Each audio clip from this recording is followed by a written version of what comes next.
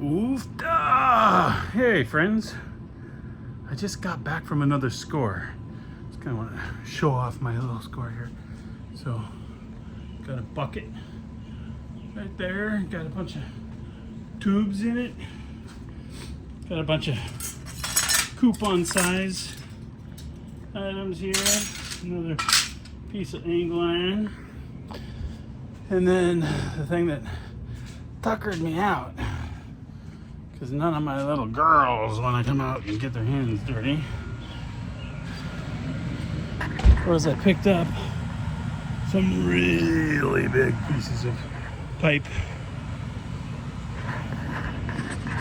What to make with that? Let me know.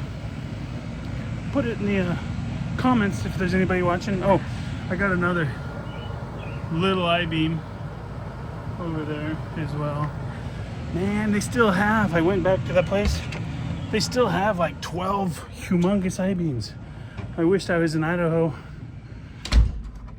Then I could at least get one of them for my my gantry that I want to build. But I couldn't build a gantry in here, at least not the size I want. Got no room. Oh well, I was just checking in with you guys. It's a short one today. Probably not going to do any welding tonight.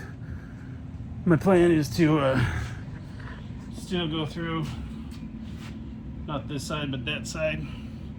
Cut off about 4 inches and mount her on top of the rotor down there. I did use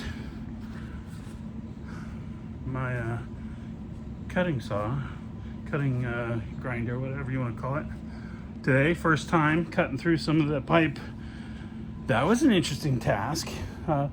Did pretty good. It's not, you can tell it's not as powerful as a lot of them that I see online. So I might have to go get a brushless 16,000 RPM jobber. I'm still mulling over what to do with the drill. I'm gonna need one in this next phase.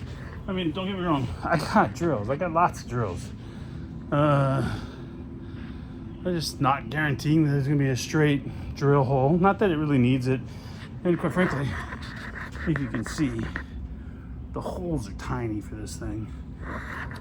So I don't need a really big hole drilled. So I might just attack it tomorrow or the next day and do small holes. But I sure do want that mag drill. Struggling. All right, well, if any of you guys watch this, thanks for joining in, and stay tuned for the next episode.